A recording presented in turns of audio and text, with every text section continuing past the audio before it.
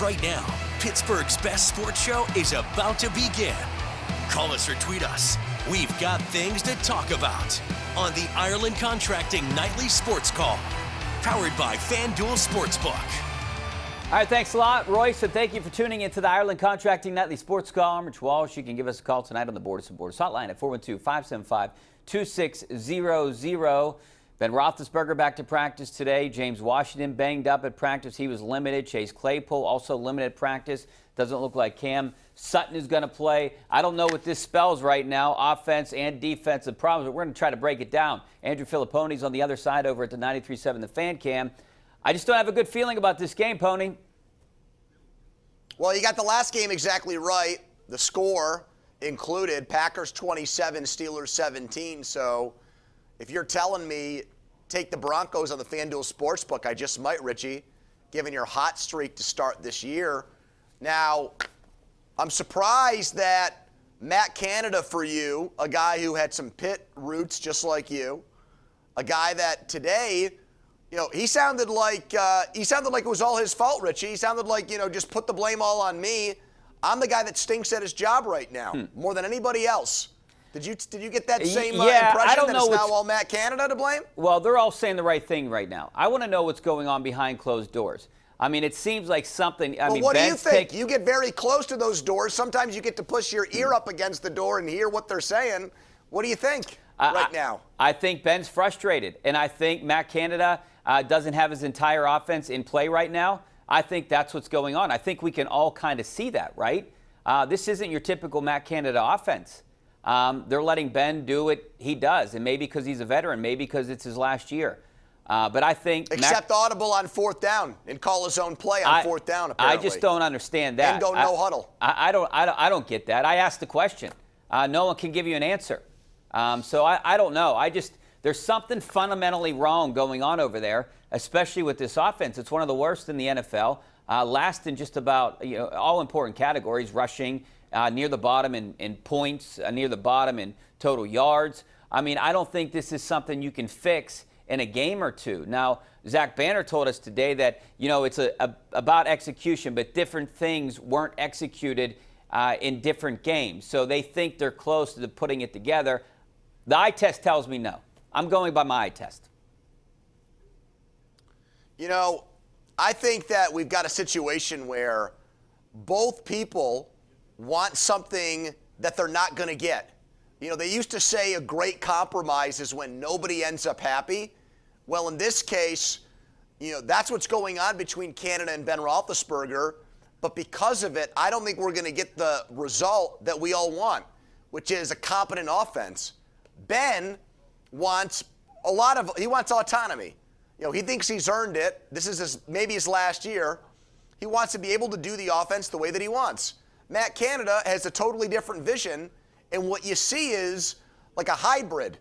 A lot of it's Ben, a little bit of it's Canada, and no one's happy. Like, no one to me, they don't seem like they're on the same page whatsoever. And given the inabilities of the offensive line, I think that just makes things even worse. When your quarterback, when I say they're not getting along, I don't mean that they're going to punch each other's lights out and they can't stand each other. I just don't think they see eye to eye on things, which honestly, you could have seen this coming from a mile away, Richie. We know that Matt Canada, pretty stubborn guy.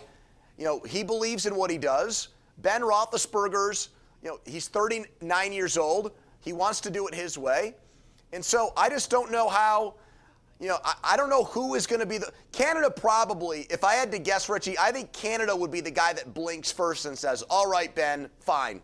We'll do what you want, if I had to guess. But I don't know when we're going to get to that point. Yeah, I agree with that too, just because this is going to be Ben's last year. There has to be some kind of compromise. And you got two guys that have had success, Matt Canada on the college level, but Ben on the NFL level with their offenses. So they both think that they're right now. And this is a tough situation. You're right. We saw it coming a long time ago. Don't understand why they had Ben come back if they were going to have a new offensive coordinator. It just doesn't make sense right now unless you were going to have Ben run his own offense. But his own offense right now, whatever they're running is not working. So they got to do something.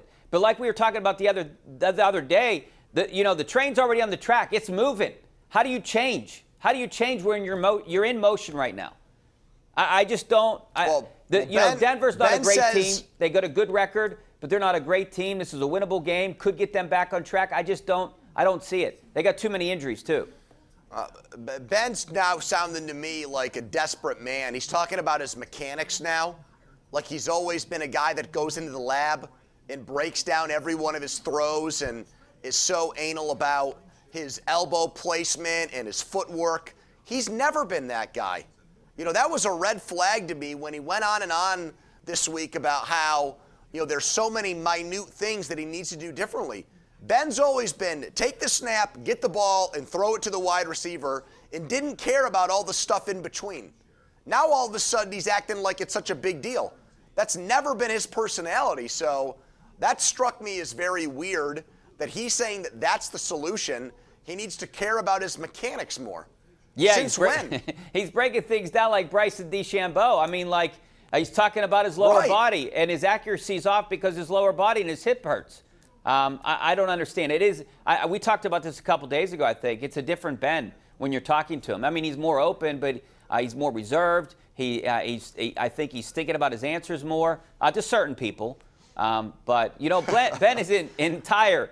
He isn't to blame here, for everything. I mean, it's a combination of a bunch of different things. If you take Schefter at his word, he's never going to get blamed. Schefter said today they'll never bench him. I don't think they will. Think about what that. I don't think they will. But just think about what that means. Think about what that means. That means no matter how bad he plays, he never loses his job. Richie, that's not the way sports work. If you finish dead last in every one of your races over at Pitt when you were on the track team, they just keep sending you out there. They don't give a freshman a shot. You know what I mean? That's just not the way it's supposed to work in pro sports. The only way this would change, jobs are on the line. Matt Canada's job's on the line because he's offensive coordinator. Now, I mean, I'm not going to fire him after 1 year. Well, Mike Tomlin's job's on the line. Kevin Colbert, all these guys. Tomlin's job isn't. They never fire him. You know that. Well, I understand that, but he's judged by his record and his performance. He's just not going to trot someone out there that isn't good. Is he? I'm thinking. Is he judged that way? They never fire coaches. If he goes 1-16 and then has a bad year next year, maybe he will be on the hot seat. We got to take a break. Think about that. We're going to take phone calls. 412-575-2600 is the number. Call us back.